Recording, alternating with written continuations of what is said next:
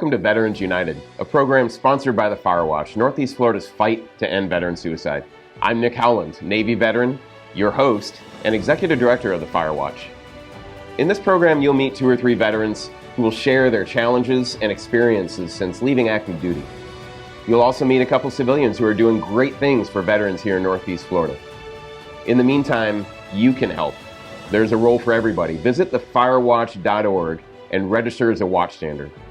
Learn to identify the risk signs of veterans in crisis. Learn to get veterans the help they need. Together, we can end veteran suicide here in Northeast Florida. Enjoy the program.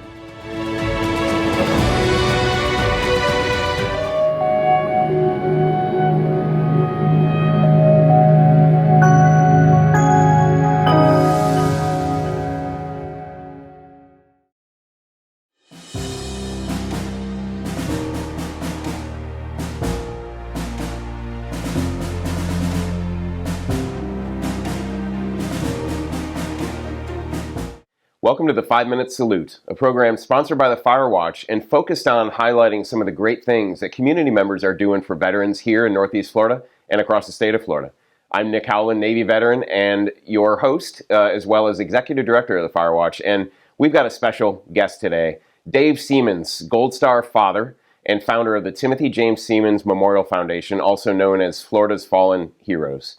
So, Dave, thanks for being with us today. Thank you, Nick. I appreciate it. So, I need to start out this way. Thank you for your service. You're a 20-year Navy veteran. Thank you for your son's service, and my condolences to you and your family on the loss of Tim 15 years ago. You founded on his behalf or in his memory the Timothy James Seamans Memorial Foundation. Tell us a little bit about what you do. Well, our foundation, like you say, we raise money to put up the fallen soldier monument at each of the high schools of a soldier who was killed in action or died while in service. Yep.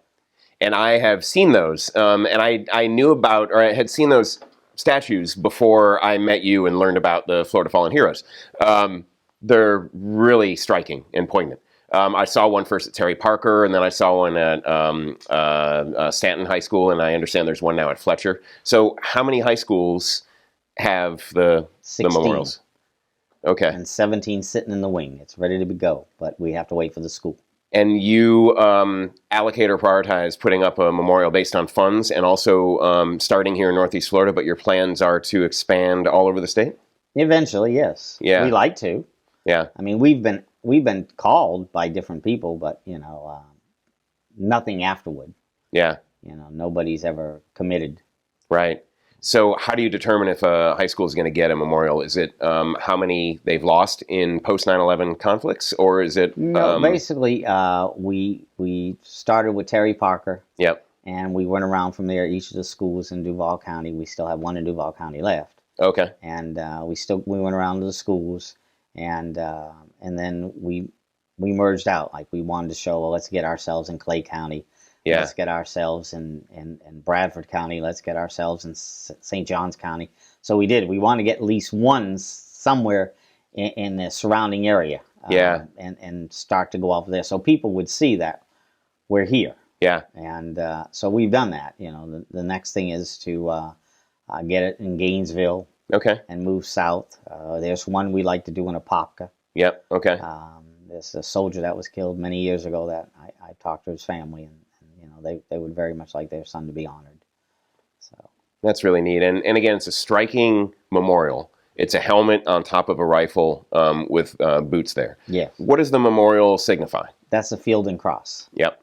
That was started in World War I, and to signify a fallen comrade, soldier, one of their men that were killed in battle or died. That's what they would put down.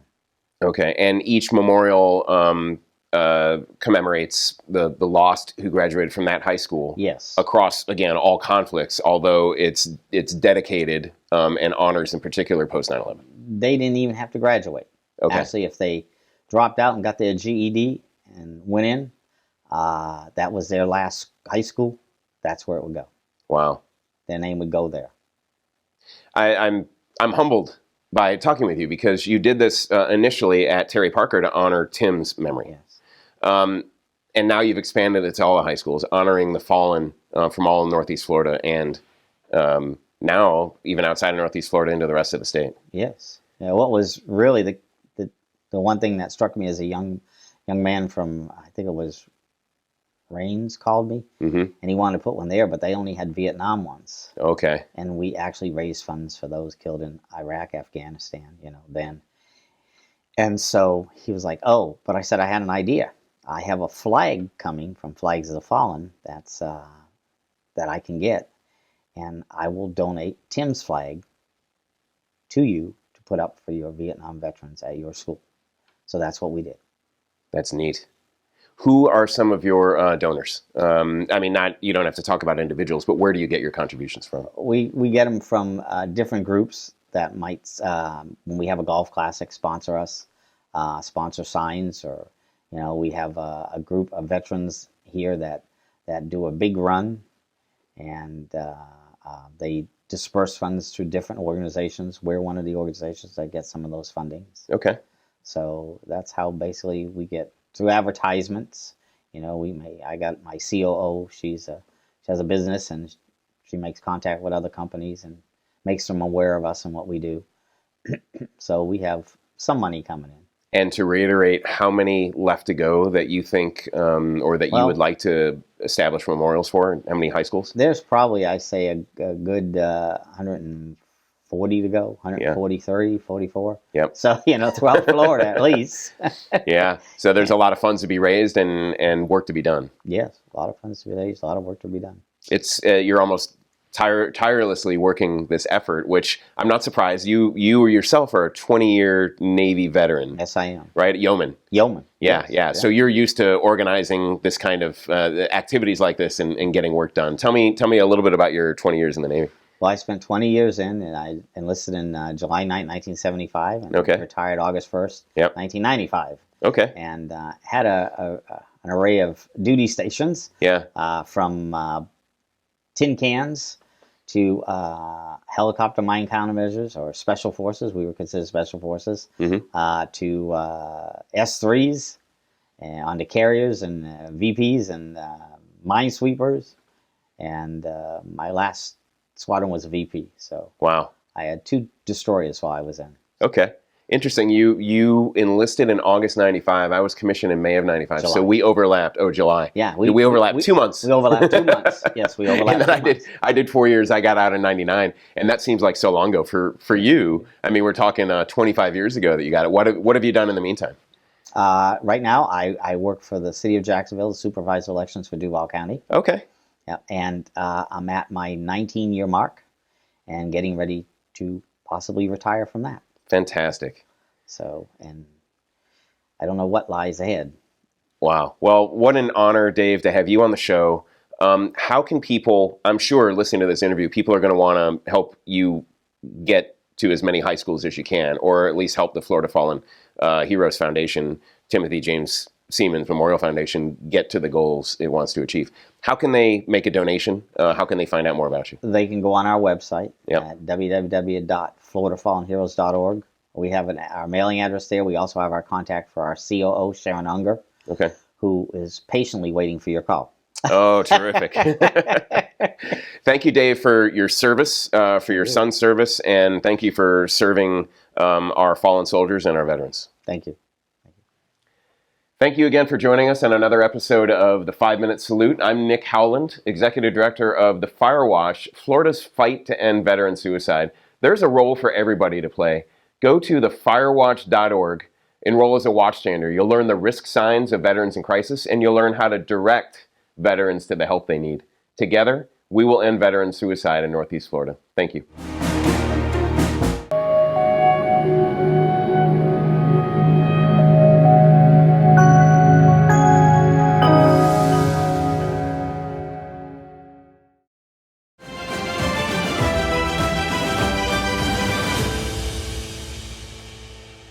Hey family, welcome back to Buzzworthy Veterans. I'm your host, Ant Stroud. Today I am excited to sit next to Matthew Arniotis with Pub's Chicken Rubs. Matthew, thank you so much for being here today. Thank you for having me. So before I dive down into your delectable goodness, tell us about your military service. Well, I started 20 years ago, 2000 of September 22nd. and I joined out of Queens, New York. Went to Great Lakes, Illinois, when for boot camp. Uh, then I went to San Antonio, Texas, to be a mess management specialist. Now we're culinary specialists. Okay, so you was in the kitchen. Yep. With the Navy. Yes. Okay, perfect. And since then, I've been all over the world. I've been stationed in Norfolk, Virginia, Brooklyn, New York, San Diego, California, and my last tour was here in Mayport, Jacksonville, Florida. Awesome. Out of all of those tours, which one was your favorite? Probably the USS Peleliu out of San Diego, California. Okay, awesome. I grew up in San Diego, so Okay. I definitely have a love for San Diego myself. Yes. But obviously, Jacksonville I call home nowadays. Right, so right, and yes. I'm excited to hear and to taste that you call Jacksonville home as well. Yes. So tell us a little bit about what's sitting in front of me and how this came about. How this came about was probably about 6-7 years ago. I was prompted with an impromptu barbecue on the spot. Was told I need to put something together. Okay. For some friends of mine. So I just went to the grocery store, grabbed a bunch of different things, made this concoction, and from there everybody enjoyed it, and I started having people ask me to make it over and over for them. And it took me a couple years to tweak it to where I have the ingredients down to actually start jarring it up and selling it. Really? Yes. Awesome. Okay, so let's go through this. Is this spicy for those people who love spicy or those people who do not like spicy? It is a little bit spicy. A little bit spicy. I'm a fan, so Okay. I'm good with that. Okay. I love the pictures. How did that come about? You got The bulldogs. pictures. No, those are actual pugs. Pugs. Okay, Yes. that makes sense because now they yes. look like pugs and not bulldogs. And they're in the Navy dress uniform. I love it. I love it. Just kicking that spirit. Those with you. were actually my dogs. They were my service dogs. Really? Yes. Awesome. That's so great. I put that together when I was designing, and that's what I wanted, and I'm very happy. That's okay. Exactly. Before I butcher this name, sure. What is the name of this sauce? The sauce is actually called cilantro. Cilantro. Okay, Yes. so almost like cilantro. Correct. We call it cilantro. How did that come about? Because that sounds interesting. It's actually because for some of the ingredients, I'm not going to give all of them away. You sure? Come on. Exactly. Come on. I'll be a investor. You can tell me. Right. So it actually has garlic, cilantro, and actually fresh squeezed lemon juice. Perfect. Well, okay. We're gonna let's Go get ahead. real. Let's get real right That's now. it. Oh, that's good. Yes. That's good. Yes, Okay. it is. Well, I am going to try this because you have gifted me this. So yes, thank you so please much. enjoy. I'm going to give this to my wife tonight and tell her to make this, and I will be calling you to say whether it was good or not. But based off the smell, I suspect You won't good be things are in disappointed. store. Trust me. All right, so let's transition. So you did the 20 years. Yes. That's all you knew. Yes.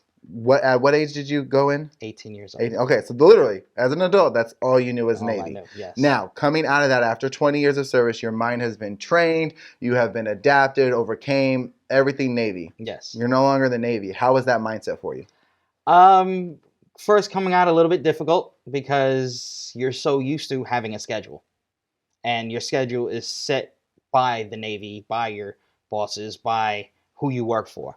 So now when you transition out, you're now the person that has to make that schedule for you. So it took me a little bit of time to get used to and finding things and speaking with other shipmates and prior mentors of what to do would keep my time so busy. Gotcha. So besides reaching out to the shipmates, did you reach out to any other programs that were out there, or you said, you know what?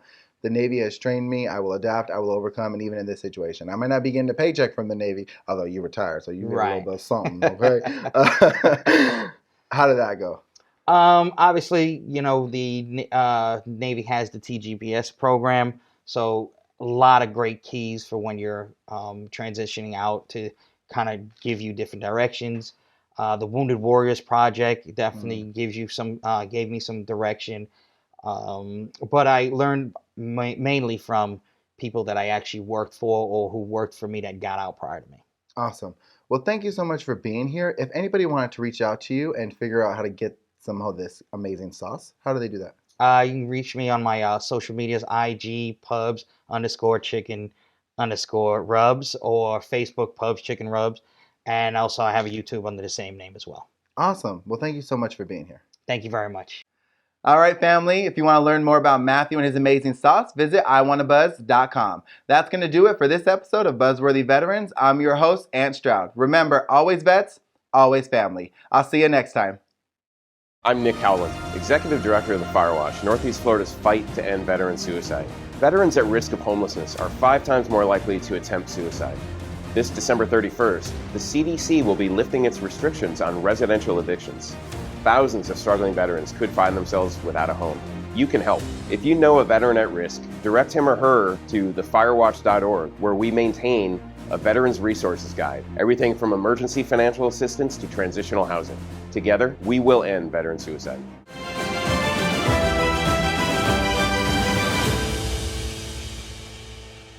Hey family, welcome back to Buzzworthy Veterans. I'm your host, Ant Stroud. Today I have the honor and privilege sitting next to Scott Seaver with Radiant Brass Instruments. Hey Scott, thanks for being here. Hey Ant, thanks for having me. So, let's start off with your military service. Tell us a little bit about that. Okay, so I was in the Army for 4.5 years doing Army HR. I spent 3 years in Alaska, and then my final time was in Fort Jackson, South Carolina. Wow, Alaska to South Carolina. Right. Well, Florida to Alaska. That's even crazier. So before you were in Alaska, you were where? Before you joined? Before I joined, I'm born and raised here in Jacksonville, Florida. Okay, all right. So you Jacksonville, Florida to Alaska, which is, if you didn't know, completely different. Like climate and everything is completely different. It is. How was that experience? 24-hour daylight, 24-hour darkness, very hot, very cold, very interesting. Yeah. My cousin, he was in the Army and he got to go to Alaska. So when I joined the Navy, I really tried to go to Alaska. And they're like, Navy don't go to Alaska. No, freeze the boats. Yeah. I'm like, but Alaska's around water. How does Navy not go out there? Like, yeah, Navy don't go to Alaska. So I was very jealous of that. But you were in Alaska. Mm-hmm. You spent 3 years there and then you go to South Carolina. South Carolina. How was that? If I could have spent the rest of my life in South Carolina, I would. It was really awesome. It was a training base, so that's where we trained all the new recruits. Okay, perfect. So you did a bang-up job in Alaska. Right. They're like, you know what, you're so good, we want you to go train other people. We're going to send you to South Carolina. Yeah, when I re-enlisted, they were like, hey, where do you want to go? Because you're in Alaska, you can go anywhere. I was like, give me Fort Jackson, South Carolina. Relax in Jackson. It's awesome. Yeah. So, yeah. That's awesome. Such an experience, and thank you for your service. Now let's jump into Radiant Brass Instruments. What is that? It is an online brass instrument music retail company. Okay. So I sell brass instruments, tubas, trombones, trumpets, French horns, baritones, and euphoniums. That's awesome. And for most of those instruments, what age do people start getting their kids into those kind of instruments? Usually middle school, 6th grade, 7th and 8th. And that's my biggest demographic for sales is those aged students, and then community members, which would be retirees. Okay, nice. Something to do. They like relax and hobbies and stuff. They were in band back in the day, and they want to start playing again once Absolutely. they retire. Reliving their youth is awesome. I think I'm at that point where I'm ready to go backwards now. Go backwards now. Awesome. Okay, so how did this come about? Like, were you huge in band, and then how did that happen? I joined a community band while I was in Fort Jackson, and I needed a new instrument. My old instrument was all banged up. It was a Yamaha. It cost me $6,000, and I was like, I can't afford that. Yes. So I got into contact with a Chinese supplier, and they're like, yeah, we make them for our own people. We can make them for you too. So I was like, well, I can also sell these, not only for myself. So that's exactly how I did it at the end of my military service, and I still do that today. Okay, so you actually were in the military while working on this business as well. Correct. Yes. And then you said, you know what, I love this so much. I see what a resource it is to people to save them money at the end of the day. Let's continue this. Correct. And then you moved back to Jacksonville. And then I moved back to Jacksonville. And now I'm also a full-time student at UNF. Really? What are you studying there? MBA, so Masters of Business Administration. Oh, nice. That's awesome. I love furthering education. And I'm assuming that you will continue to grow your online business? Correct. Yes. Any hopes of a brick and mortar one day? No. I like a global marketplace, actually. Good. That's awesome. Yeah. That's definitely cost-effective overhead. Definitely stay in my pajamas. All of us through 2020 with the COVID, half pajamas, half business on the top. Right? But you get full pajamas all the time. Right. Exactly. That's awesome. Okay. Well, let's talk about that transition because, like you said, you were in and working on this business. When you got out, how was that transition for you? Because you were a group, before we get out, I don't want to say a number because we're not a number, but in a sense, were numbers of plenty. When you get out and you own your own business, you're number one. So how did that work for you? Yeah, it's a drastically different experience, especially between people. You don't have that support system anymore, right? That your sergeant's not there anymore, company commander's not there anymore. These people that took care of you, they're not there anymore. Yeah. And we can always call them up, which is always nice. But then you're on your own. You got to get up on your own. You know, get out of bed. There's no formation, right? Yeah. There's no rules like that. So I think that's the biggest difference, is that you're no longer around people that you know that you can depend on, like family. Absolutely. You know. So how did you use any resources? How did you get through that? Because you're a business of one, and there was nobody there to hold your hand and say, you have to be up at this time. Right. You have to send these emails by this day. Like, that's all on you and your willpower. Yeah. How did you make that mind shift change? I think it's just a discipline that you get while you're in the military, and then you just choose, look, I've been through so much. This is a cakewalk, so I can easily do this. And I feel like ever since I left Alaska, I haven't worked a day in my life. It's awesome. just everything has been so much easier. So when I was coming in here today, it was rained on. And for some people, they may have canceled. Yeah. But an Army guy, you're like, well, I was out in the month, out in the field in the Alaskan cold and rain and snow. It's nothing. So you did it once, you persevere through it. Yeah, and so now everything in relation to that is pretty easy. Well, that's awesome. I'm excited for you and your online business and your furthering education. If anybody want to reach out to you regarding instruments, how do they do that? They would just go to radiantbrassinstruments.com. Awesome. All right, family, if you would like to learn more about Scott and Radiant Brass Instruments, please visit iwannabuzz.com. We thank Scott for being here today, and we welcome him to the family. That's going to be it for this episode. I'm Ant Stroud. Remember, always vets, always family. I'll see you next time.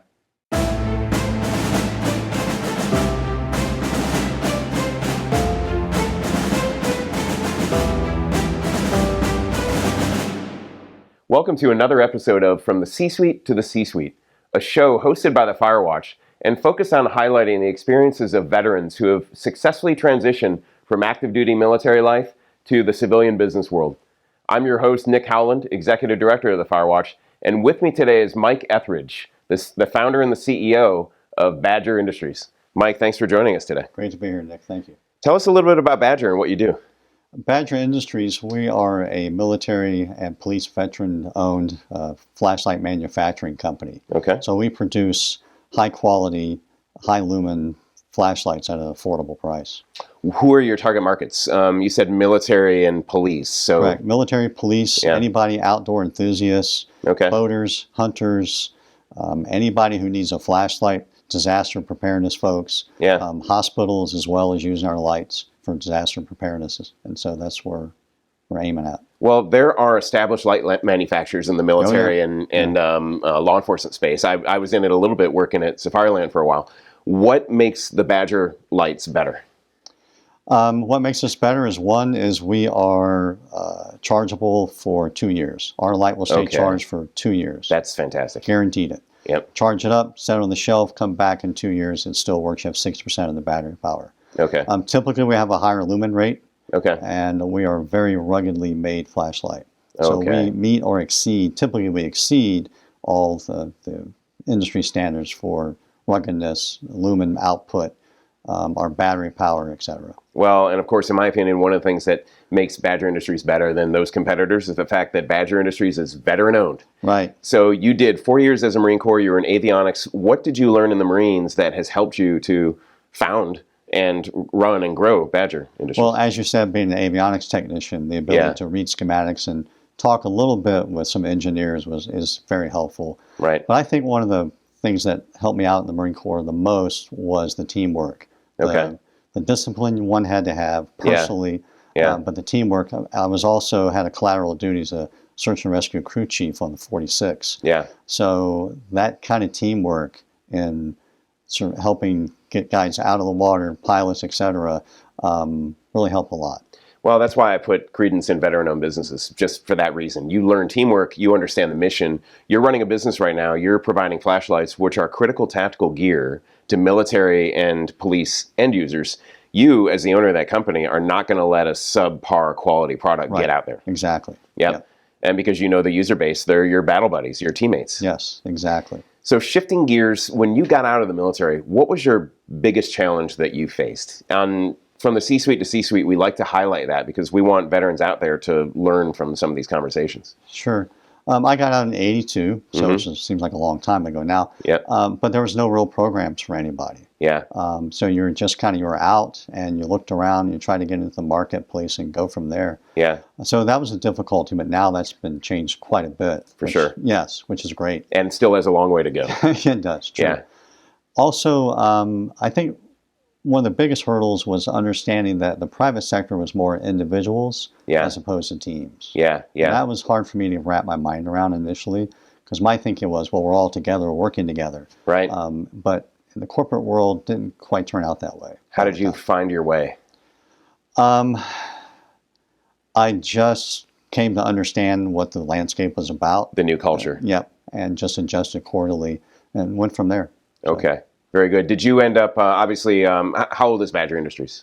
We started in 2016. 2016, so and you got out in 1982. Yeah. What was your career between 82 and 2016? So I had a degree in programming, so I did that for a while. Yeah. Really enjoyed the logic of it. I'm kind of nerdy in that way. Yeah. But I just didn't like living in a cubicle. Right. And I always wanted to go in law enforcement because I'm community oriented. I like to help people. So the natural fit to me was to go into law enforcement. So I did law enforcement, retired from a department here in Florida. Yep. Was a SWAT team commander. Oh, yeah. So did all that. So you found your team again. Yes, exactly. Yeah. Yeah. Yeah. Fantastic. Well, Mike, thank you so much for being with us. How can people find Badger Industries? BadgerFlashlights.com is the quickest and best way to find us. Awesome. Veteran-owned business and producing wonderful flashlights for the military and the law enforcement industry. Thanks, Mike. Appreciate you being here. I appreciate it. Yeah, thank you. Thanks again for joining us for another episode of From the C-Suite to the C-Suite. The Firewatch is Northeast Florida's fight to end veteran suicide. There's a role for everybody. You too. You can join at thefirewatch.org and become a watchstander where you learn the risk signs of veterans in crisis. You learn how to ask veterans if they need help, and you learn how to get veterans the help they need. The transition from active duty to civilian life is one of the toughest times for a veteran, and that's where you can help a lot. Together, we can end veteran suicide. Thank you.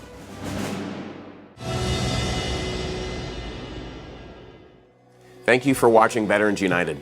At the Firewatch, we have one mission, and that's to end veteran suicide. You can help. Please visit us at thefirewatch.org and enroll as a watchstander. By doing so, you'll learn the risk signs of a veteran in crisis, you'll learn how to ask a veteran if he or she needs help, and you'll learn where to direct that veteran for resources. Together, we can end veteran suicide. Again, thanks for joining us on Veterans United, and be sure to tune in next week.